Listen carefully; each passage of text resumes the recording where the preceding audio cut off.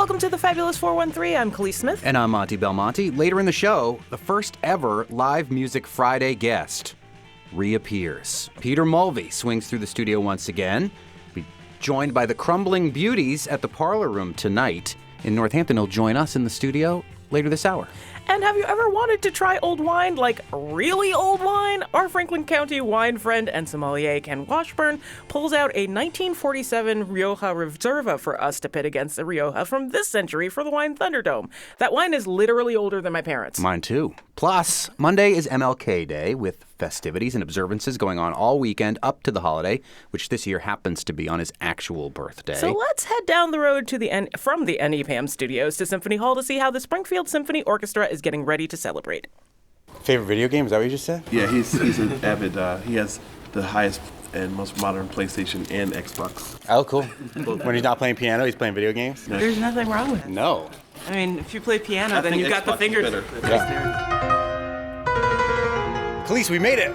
I know. We're at Symphony Hall. Oh my God. Woo, we didn't even have to practice to get here. We just walked down the street from the NEPM studios. I mean, I practice anyway, but...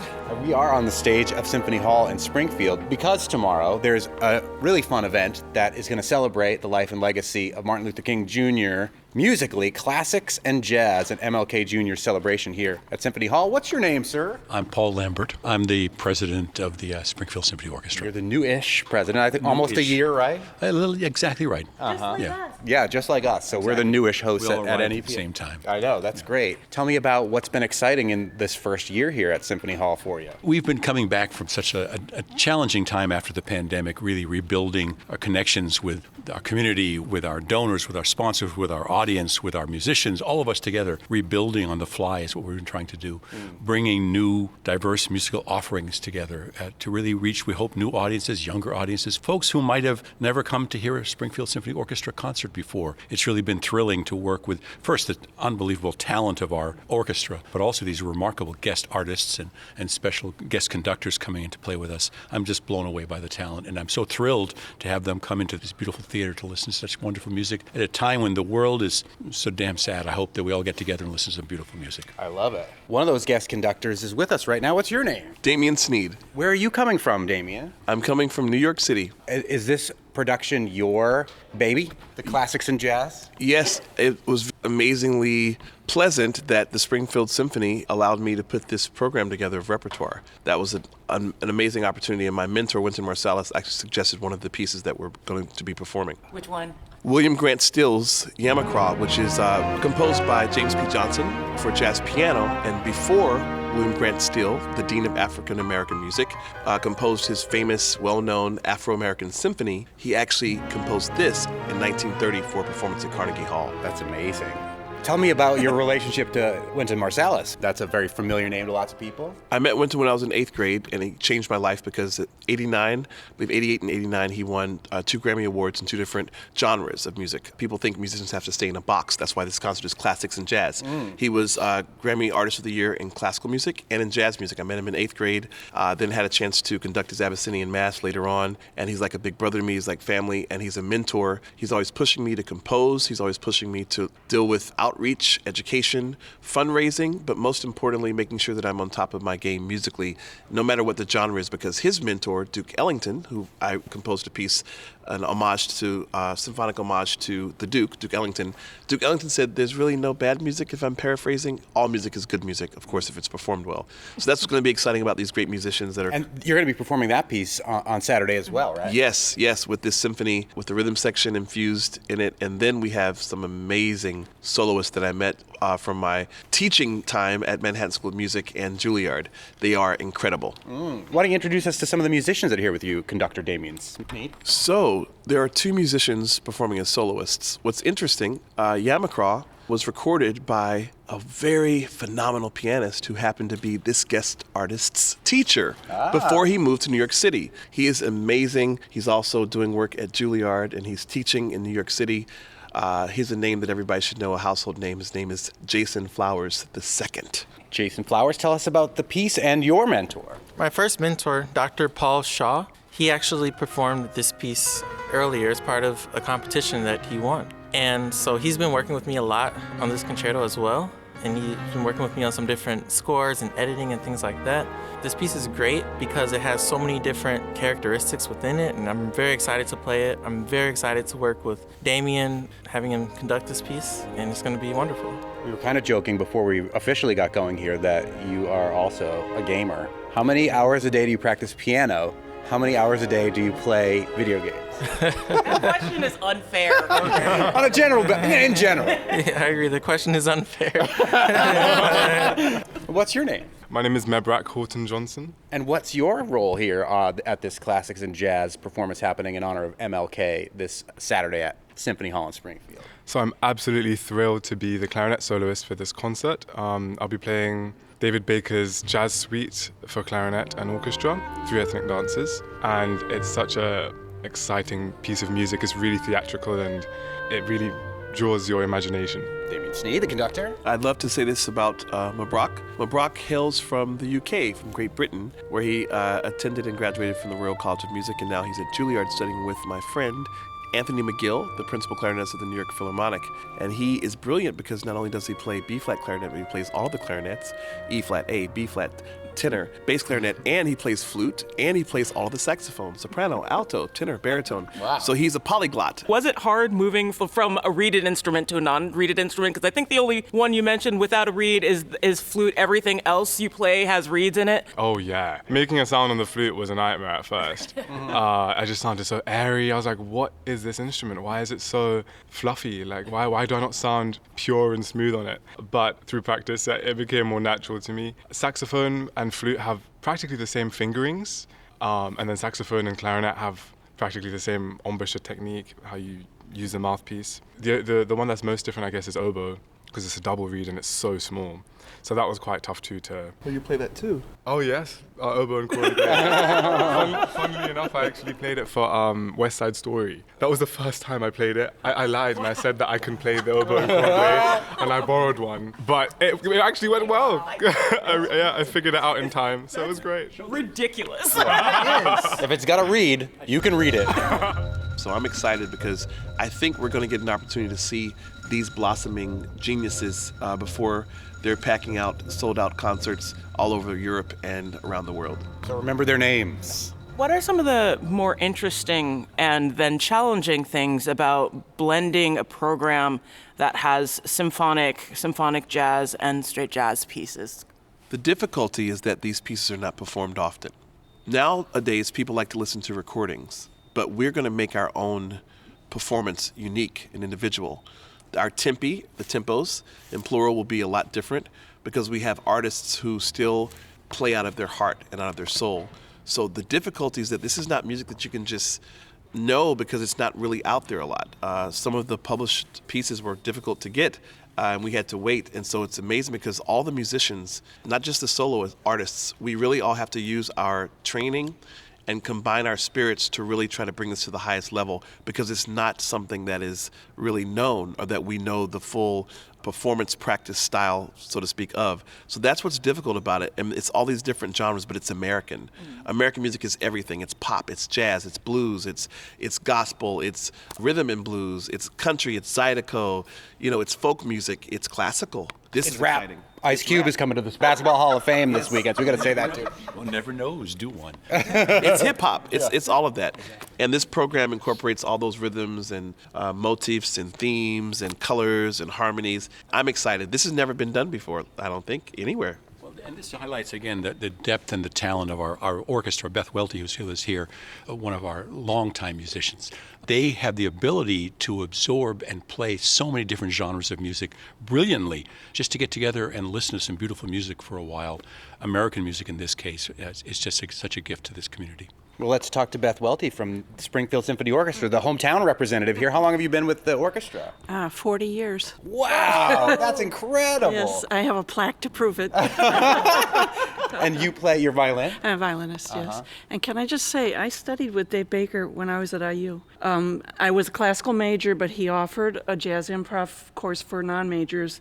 So I got to work with him for a semester. He was amazing. I love that guy so much. And so I'm really excited we're doing a piece of his. How hard is it for you to morph between these different genres? Because did you start? I'm imagining this didn't happen maybe as much 40 years ago when you started. Not as much. No, I'm delighted that this has become like part of our mission. Like it's getting more and more, and I'm really thrilled with it. As long as stuff's written down, I can do it. So that's what I learned from Dave, how hard it is to improvise well. So if it's written down, I can do it. This is in honor and celebration of the Reverend Dr. Martin Luther King Jr. We're talking about sort of the breadth and depth of the American musical canon. He is one of the most pivotal figures in American history. How does that inform what you'll be performing Saturday night here at Springfield Symphony Hall, Maestro Damien Sneed? One of my favorite composers, American composers, is the female composer, Margaret Bonds, African American. I selected her Montgomery Variations, which deal with the Montgomery boycott, because I thought it would be very prescient and apropos to have that piece. And it's based on the spiritual I Want Jesus to Walk With Me, which was a part of the songs that became freedom songs, civil rights songs in our country's history, where people used music to help them deal with adversity and issues. And that's what music is. It's a universal language. So we have like a piece of history sort of infused as well in this programming that we're bringing to life here in this beautiful, beautiful hall. But not just that, like both of the more traditional, for lack of better term, pieces that you have in the first half of the program are written by women, which is not just saying a lot for like gender equality, but like racial equality too. You've got two black women writing symphonic pieces that are leading. Was that intentional too? That was very intentional. I love giving voice to those who don't have a voice. We just commemorated 400 years of the enslaved coming to America, 2019. We commemorated 100 years of the Harlem Renaissance, the nexus of African-American creativity in Harlem, New York City, but also we commemorated women's rights, suffrage, women having a right to vote, having a place. And we're moving there as a country, globally, as a world, but I think we still need more room for people who are not identifying as male, for those who identify as female, to give them an opportunity to have a say, to have a place, to be able to have their voice felt and heard. And that's why I selected Florence Price, our colonial dance, her concert overture number 1, based on the spiritual center, Please Don't Let This Harvest Pass, and Margaret Bonds as well. What we do is very intentionally planned. Planning out a season of this, balancing so many different genres of music, different kinds of music. As you know, we live, and you guys really know, you've walked it. We are blessed to live in a very diverse community of communities, and we're really trying hard as we rebuild the Springfield Symphony Orchestra, flying along every day to try to reach out to all those communities in different ways with different traditions of music, different approaches to the wonderful music that exists all over the world. As Damien mentioned, crosses all language, all cultures, all barriers, and bringing people together in downtown Springfield for a wonderful time. It's kind of our mission, what we have to do. Did everybody watch Maestro? What did you think? Oh, I enjoyed it very much. I was really moved by the Mrs. Bernstein story. And I was telling Damien this, where I saw Mr. Bernstein conduct when I was much younger person, and I was very moved. Did Bradley Cooper get it right from a maestro's perspective, Damien Sneed? Lips are sealed. I know there's been a lot of talk about this. No, but Damien and I talked about this morning, again, that Mr. Bernstein went through this earlier version of trying to force him into a box. You do Broadway. You shouldn't do Broadway. You're a classical conductor. You shouldn't do it. Trying to force him to do one genre of music. And Leonard Bernstein was one of the greatest American icons. I think he encapsulated American fire, life, creativity, expression. His compositions like the Chichester Psalms and West Side Story, and how he could also conduct The Rite of Spring. I mean, he really was one of the staple, quintessential conductors of that music. And even Beethoven, Verdi Requiem, and his stature, his electrifying energy that you could feel. I didn't get a chance to ever see him, but I've had a chance to speak with people and work closely with Harold Blackwell, who sang in the revival of West Side Story, and they would share stories with me about just how he was just a figure, but he was very approachable to everyone. And there's great videos on YouTube of him at Tanglewood, and some of the musicians having their say back and forth with him. And there are musicians in this orchestra that have worked with him. Wow. I haven't, but there are a couple of us who were at Tanglewood when they were in college and got to work with him. And to a person, everybody said it was electrifying. Just amazing to work with him. To the two guest performers, how are you fitting this into your schedule? You're still learning, you're teaching and you're still learning at the same time. These sorts of performances out of the area that you're now calling home, how do you manage to fit these in, and how important is it for you to take these guest spots? So yes, as Damien mentioned earlier, I teach full-time in the South Bronx. I teach in the public schools, middle schools. Wow, that's awesome. Are you okay? Yes, I'm great. This is why we're not allowed to ask how much you play video games. It's a little release. Oh, yeah. But I also do after school. Every day I do not only music after school, I do English and I do math as well. Whoa. So after school, I practice every day at Juilliard, as Damien said. I'm also doing a program there. And now Damien's also faculty at Juilliard as well. Yeah, I always make sure that I have time for both teaching and performance. I don't necessarily compromise on either aspects. What about you? I'm so grateful for this opportunity. I actually heard this piece before Damien asked me to play it. I didn't think I would get the opportunity to actually have it programmed, so I'm thrilled to be playing it. Fitting it into my schedule has been really hard. To get the music, I think it took 9 weeks, and then, yes, I had to learn it in quite a short space of time. Juggling it with my masters at Juilliard and all of the requirements that there are has been quite tough, but it's been really fun and enriching.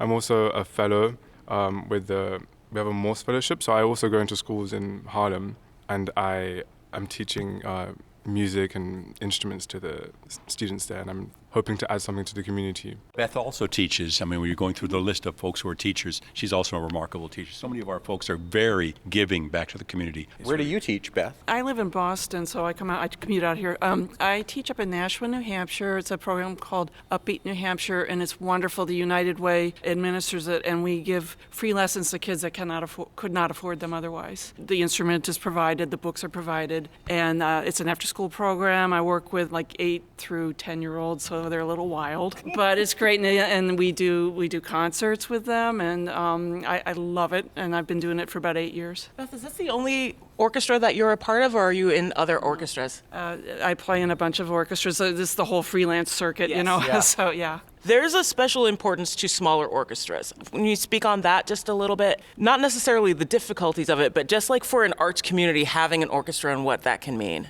Paul Lambert, the president and CEO of the Springfield Symphony Orchestra here in Symphony Hall in Springfield. I come from a very different background. I spent the last 30 years of my life in basketball, working for the NBA and working at the Basketball Hall of Fame, but always loving classical music and music in general, performing arts.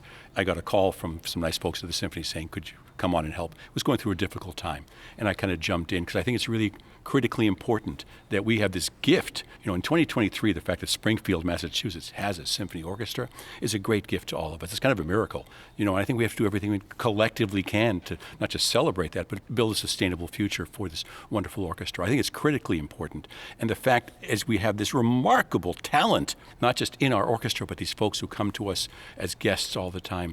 I just can't believe that we get to do this, you know, and that it comes to our beautiful city. I think it's really important. Damien Sneed, the conductor for Saturday night's program. The Springfield Symphony Orchestra may be considered not large because of its region, but this is a large orchestra. I think we have 74 musicians. I have conducted orchestras this size, but this is fairly large. And some orchestras that are Tier 2 have a smaller number of musicians and instrumentalists. And I must say for this particular concert, they've even added additional musicians. So this is pretty large. Yeah.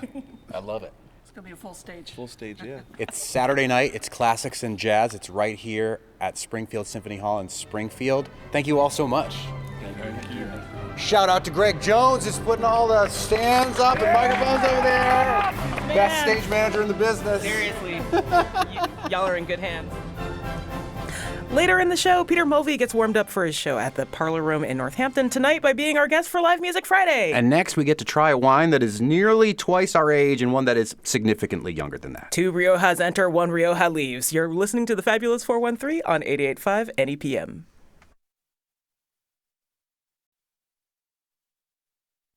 We are just a few days into the new year.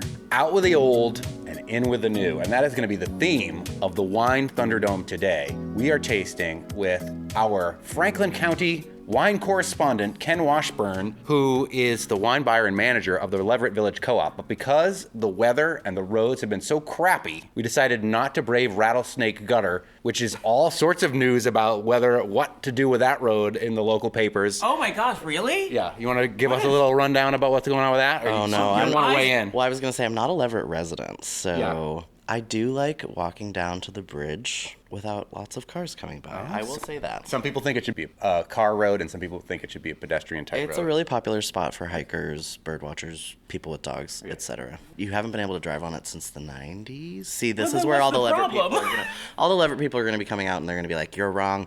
There's been a debate whether or not it should be reopened to vehicle traffic.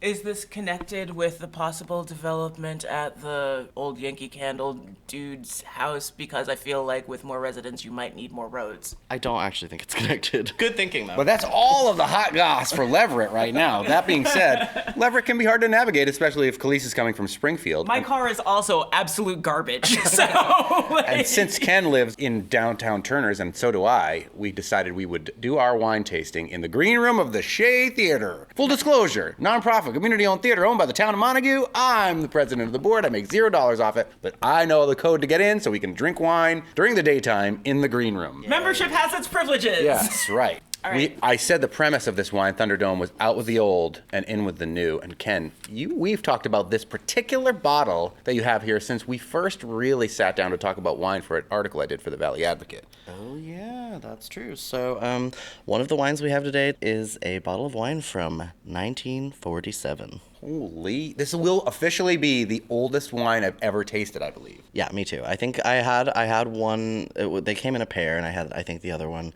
10 years ago, and it was in 1948. Uh-huh, and how was it 10 years ago? I appreciated it. That was also a face. I opened it at a Christmas dinner with a bunch of sort of non-wine people, and I would say that there was sort of a musty raisin situation going on with it, but it wasn't bad.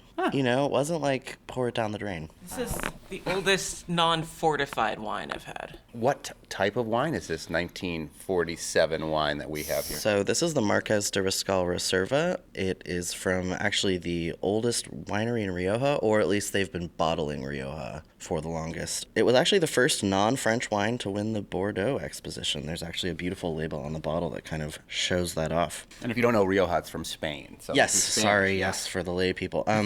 So Reserva means that it needs to be aged 3 years before release. At least one of those years is usually an American oak. Because this wine is from 1947, I actually don't know what they were doing back then. I don't know if regulations have changed.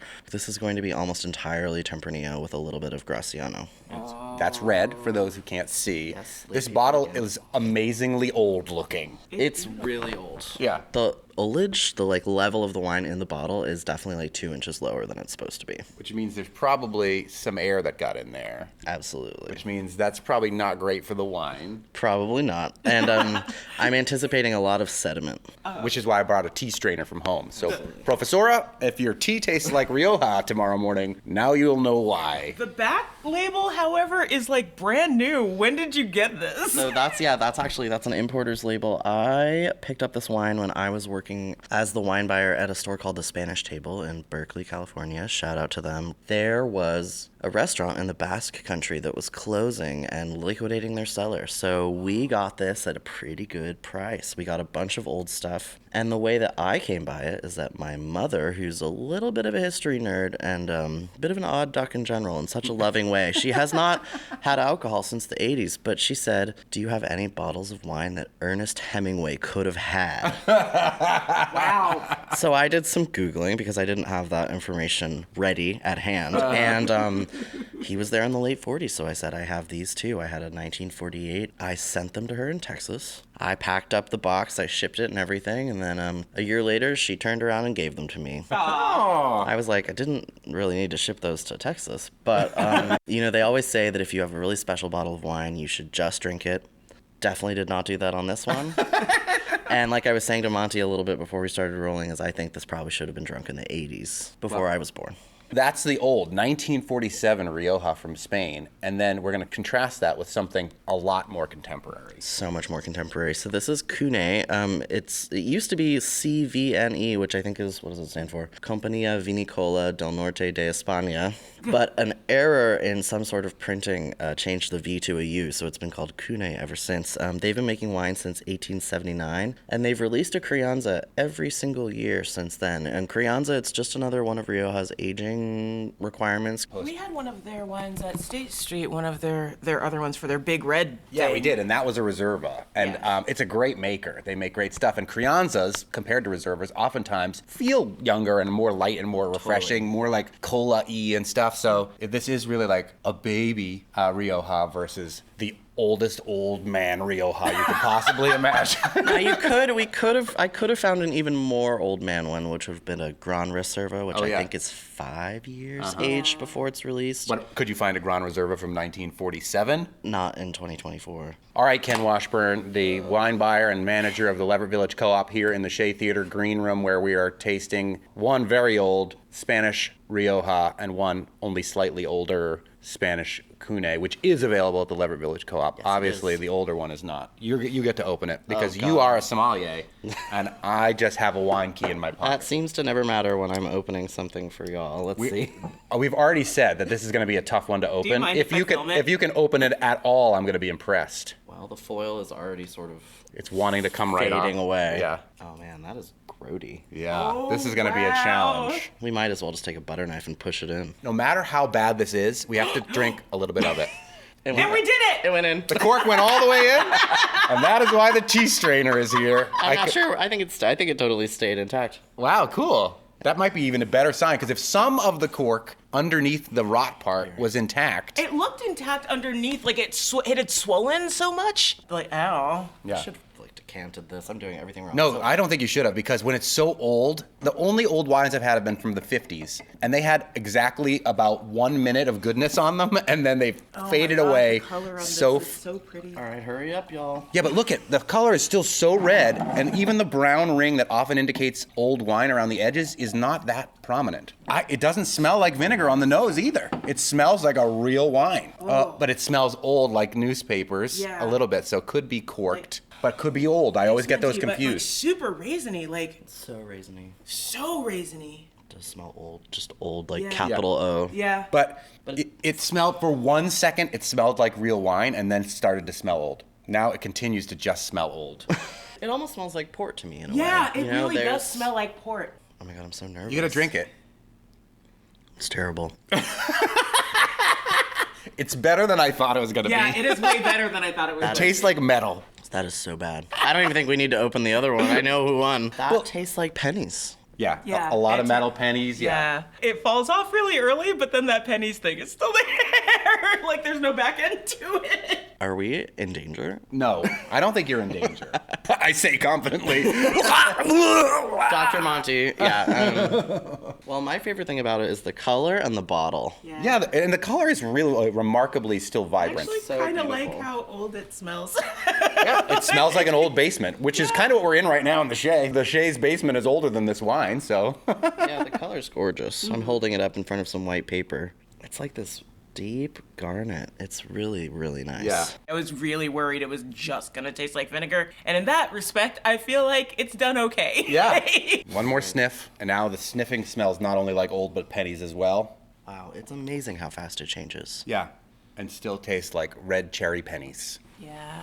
Like if cherries didn't taste like fruit at all. All right, I'm dumping it. This is the first time I've dumped out one of our wines. So in the happy to be entire, the first. in the entire, we knew what to expect when you drink a wine from 1947 that should have been drunk like 40 years ago now, practically. Yeah. I will say that the 48 that I had 10 years ago was much more drinkable than this. Yeah. So I waited a little too long. I was just waiting for the right occasion, which is definitely on the radio with my wine pals. I love that. I really feel honored. Thank you. Well, should we drink the one that we think is probably pretty good and yet and also available? All right, 2019.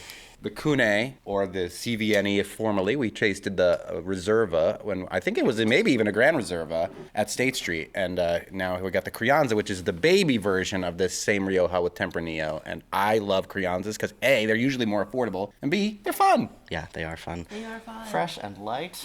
We probably should have done a rinse, but that's all Oh, right. I don't really believe in rinses, honestly. Really? Why not? I have nothing to back that up with whatsoever. Just opinion. This is very light and fresh. Though I'm having trouble getting the memory of the pennies. See, that's what the rinse comes in for. It's either the memory of the pennies or there was enough pennies in the glass still that it's... on the nose of this, after the other one, this immediately smelled like candy. Oh, that's true. I mean, yeah, definitely a lot more fruit on the nose, but on the palate is where I'm getting the pennies again. Really? Rioja, I always get sort of like a stewed cherry and I get leather, like saddle leather. Yeah. That's classic for me. Yeah. I quite like Crianza. I quite like Rioja in general. So easy. And this Cune is a reputable maker. That is a firm wine. Yeah. What's exciting happening at the Leverett Village Co-op? Ken Washburn, who's the manager there and the wine buyer, sommelier, and our favorite Franklin County wine person to drink with in this Thunderdome. Wow, so flattered. Things at the Leverett Co-op. 2 exciting things. We were in the middle of a fundraising period in which we had a $15,000 challenge grant from 4 community members. And as of maybe a couple weeks ago, we met the challenge grant. Yay! So 30K total, love it, bringing some stability in the new year. And another great thing, love this so much, is that we partnered with the Franklin Community Co-op, Greenfields Market, and we are now selling their prepared foods. Oh, wow. And they have good Love prepared it. foods Yeah, they're there. amazing. Yeah. They're amazing. We went and met with them, and they were so nice, and it's just the response has been overwhelming, and everything's delicious, and so that's very exciting for us, yeah. The collaboration amongst co-ops is inspiring to me because I know the River Valley collaborates with Greenfield collaborates with Leverett. It's one of the principles of cooperatives. We even have it on a little poster. One would assume that it would happen considering it's part of your name. Yeah, but it's in a world in which businesses are like competition is such a thing, I think it's really lovely and refreshing that you can just reach out and be like, hey, help us out, we help you out, etc. Are we gonna vote on this wine, Thunderdome? I don't think We're we not need to voting vote. on this wine. I mean, it's not fair. Like if these were both current vintages, or even if this one was 40 years younger than it is instead of 76 years old. If we drank this around 2000, we'd probably like it a lot more. Yeah. I would have been 10, but yeah.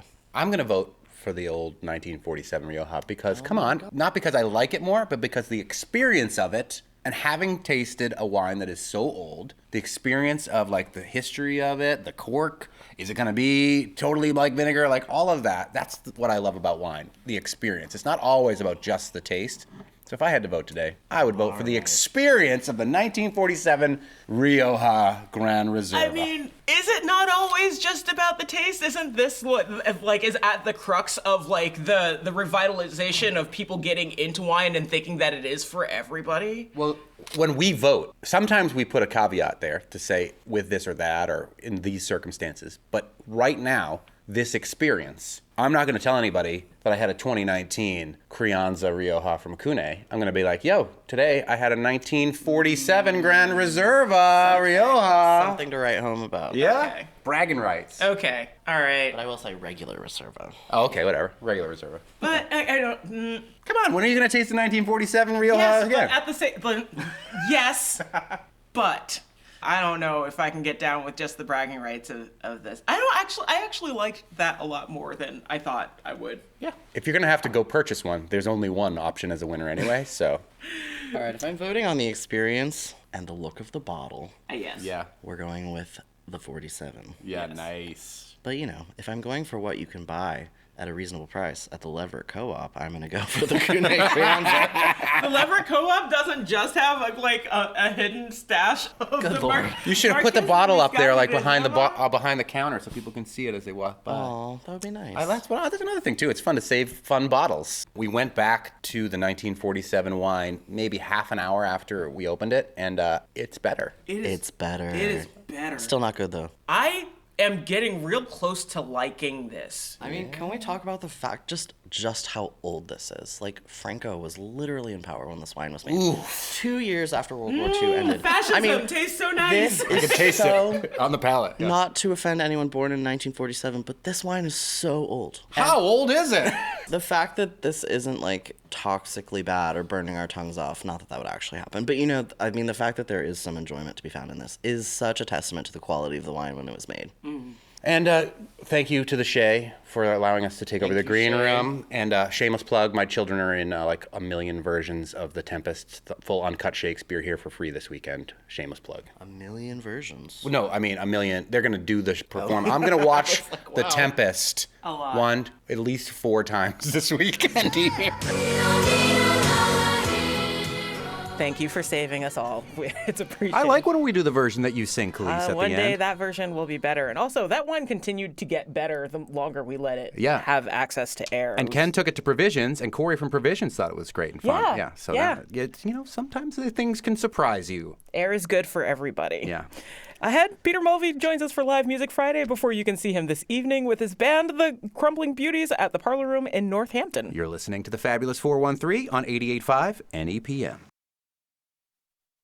The Fabulous 413 podcast is funded by Northeast Solar, helping customers make the switch to solar for savings, energy security, and tax incentives. Learn more at northeast-solar.com.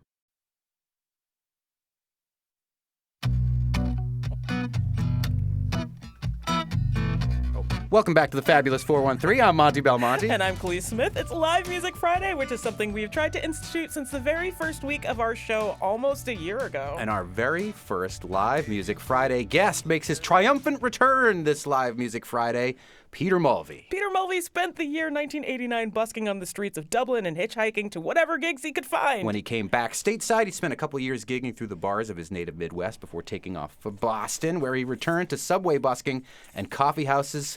Small shows led to larger shows, 20 albums, 1 illustrated book, a TEDx talk, a decades-long association with the National Youth Science Camp, opening for people like Ani DeFranco, Greg Brown, Emmylou Harris. And more. Appearances on NPR, an annual autumn tour by bicycle, hosting his own lamplighter sessions for years in Boston and in his native Wisconsin, and he returns to play for us with his band.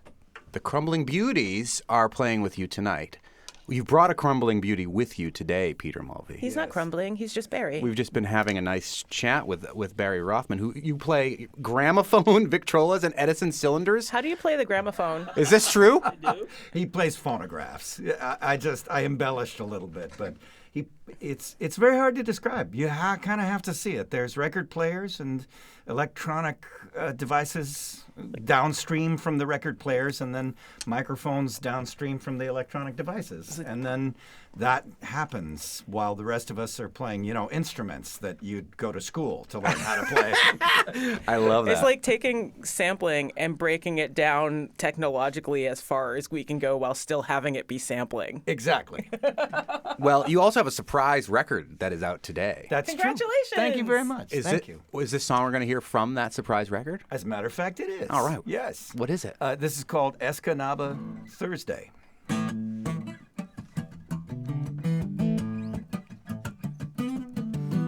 My Uncle Walter had an extra toe. My Uncle Walter had an extra toe. What else about me do you need to know? My Uncle Walter had 11 toes.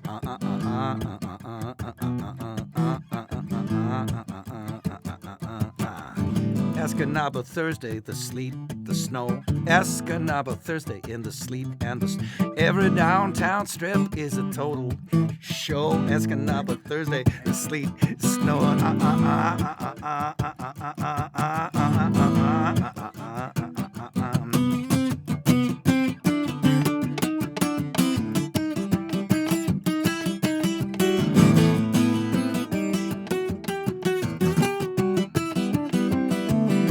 My second grade teacher was a schizophrenic nun. My second grade teacher was a schizophrenic nun. You've got to talk to Jesus if you want something done. My second grade teacher was a schizophrenic nun.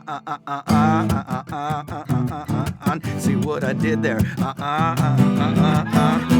If I ask nice, can I drive your Cadillac? If I ask nice, can I drive your Cadillac? If you ask nice, I might even give it back. But you got to ask nice, got to ask nice, got to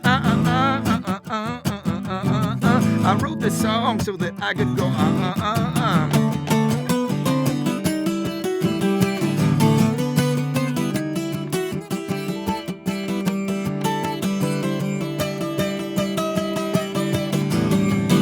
Now me, I'm just trying to keep the flame alive.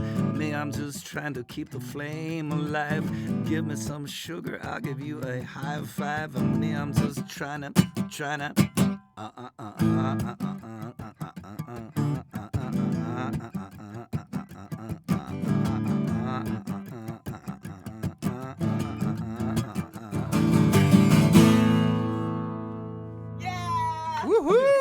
I love that. Peter Mulvey from his brand new surprise album that is out today, playing tonight at the Parlor Room in Northampton with the band The Crumbling Beauties. And that song sounds like it wants to have a band with it. It's gonna doesn't it? It's going to be great.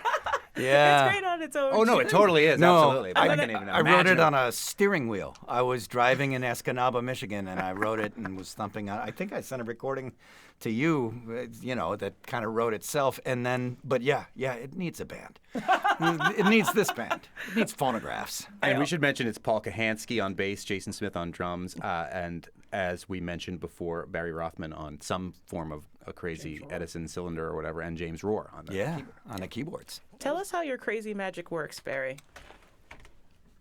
Yeah. Yeah. We want to hear about it, Barry. Yeah. Get into front of that microphone. I just make stuff up.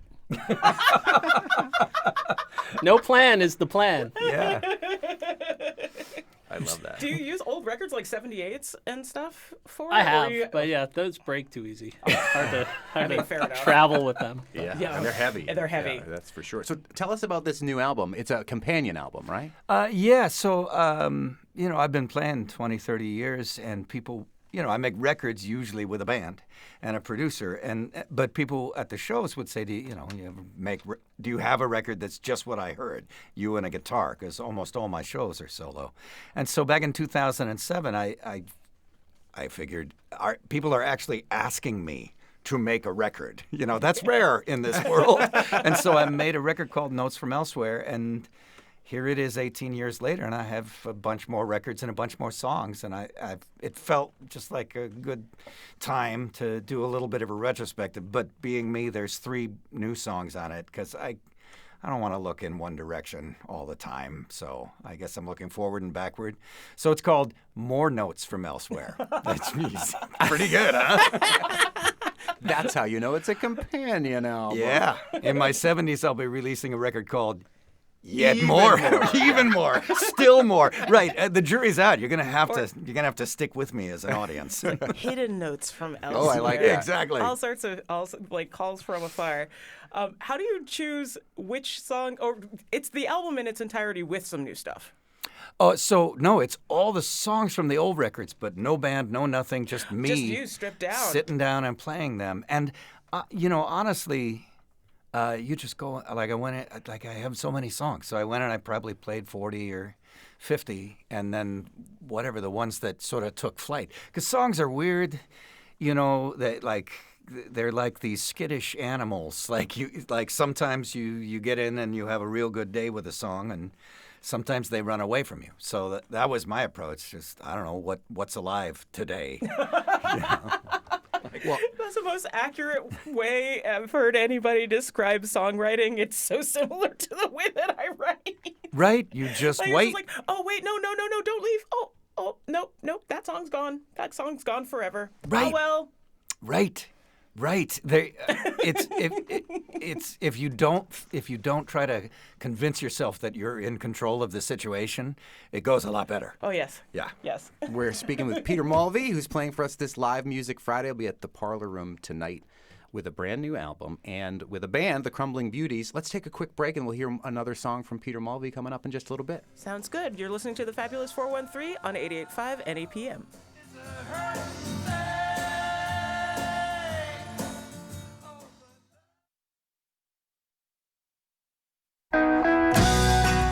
Welcome back to the Fabulous 413. It's Live Music Friday, and we are here with Peter Mulvey, who will be with his band, The Crumbling Beauties, at the Parlor Room in Northampton tonight. Let's hear another song, Peter Mulvey. Sure. This is funny. This is the other new song on that record. This is called Jesus Wants to Take Your Guns Away. Jesus wants to take your guns away. Jesus wants to take your guns away. I was talking to him just the other day, and Jesus wants to take your guns away. Jesus looked tired. He said, Pete, I just don't get it. Love could be enough for them if they would only let it, but somehow they shoot people while they dance or while they pray. Eesh, I kinda wanna take their guns away. He said all that I ever talked about was kindness. Well, no. And the poor. And bringing all the love that you could bring. More love. More. Tell me, how does someone go from what I said to what they say? Damn it, it's true. I totally want to take their guns away. Jesus calls me Pete, which is weird because mostly people call me Peter. Like only a couple of high school friends and Southerners call me Pete. But the thing is, you can't. He's Jesus, you know? Like you can't be like, well, actually, Jesus, you know. He's hard to correct is where I'm going with this. Like we were having lunch at a hotel in Cleveland, and it was one of those hotels, like nice kind of Art Deco hotel that has the nice little restaurant down in it. And he just lit up a cigarette in the middle of the restaurant, 2018. And like they're looking at him, and he's looking back, and he's just in his beige robes, just smoking. And they brought him an ashtray, man. He's Jesus, people, you know. He shook his head, and tears welled in his eye. So I put my arm around him. I said, Jesus, man, don't cry. I said, I got this one. I'll tell the world that on this blessed day, Jesus wants to take their guns away. So, Jesus wants to take your guns away. Jesus wants to take your guns away. I was talking to him just the other day, and Jesus wants to take your guns. Oh Lord, he wants to take them and beat them into plowshares. Jesus wants to take your guns. Like everybody else, he just found out about bump stocks. Jesus wants to take, he's got a hunting rifle. In his father's house, there are many squirrels. And Jesus wants to take your guns away. That is Peter Mulvey, who will be playing with his band at the Parlor Room in Northampton tonight. That is amazing. And, you know, Jesus also had another Peter, so that may be why he calls you Pete. Oh, I never thought of that. But yeah, he's probably trying to keep it straight. For himself. Right. Yeah. Oh, my God. Right. Of course. Oh. You can work that into the shtick if you need to. You don't even need to quote me. I give a shtick. Oh, my goodness. Speaking of shticks, balancing theater, like theatrics on stage and in your music, like how do you balance it as someone who's trying to get more comfortable on stages being way out in front? Oh, wow. Poorly about a third of the time. Like that. How do you balance? I think I just remind myself that you really can't get hurt up there. Fair enough. Nothing that bad is going to happen to me. Although, comedians have that, when it's going poorly, they call it dying. Because it really does feel, right, when you're not? Yes. I don't know. I think I had a few major defeats early that helped. I opened for John Prine in a big, 3,000-seat venue in Galway in Ireland, and, these are the rules. I was 20, 22 years old or whatever, and I went up and sucked. I was just awful. And that hurt. That really hurt, I was so bad. I went out into the crowd, and Irish people were coming up to me and going oh, well, that was very good. You really, no. right. And I was it was that bad? No. Right. And so, but, whatever. Then there's the next gig. That's the beauty of being sort of a minor leaguer. I am, whatever, there's the bus and the next gig, the next gig and the next gig and the next gig. So but that's not very comforting. You asked me to give you some... It's okay. Okay, good. No, it doesn't need to be comforting. It just needs to be truthful, and that's way more important. Okay. And speaking of the next bus, your whole first half of the year is all planned out. You don't come back here for a couple of months, so tonight is one of the last opportunities to see you until I think March, April in the area. Yeah, I'm trying to be way more selective about touring. I'm a parent now, so I'm trying to just go out for 4 days at a time. Even if it means flying to Alaska and playing that night and 3 more and flying the hell home. But what I am getting to do, and I'm really, really glad about this, is my friend and mentor Chris Smither is, he's putting out a record to sort of mark this year. He was born in 1944, so you can do the math. And I get to open the release tours, which is great because there's no real reason to do it other than to put a point on it all, And I get to sit in a car with him. I don't think we've done that for years. That's awesome.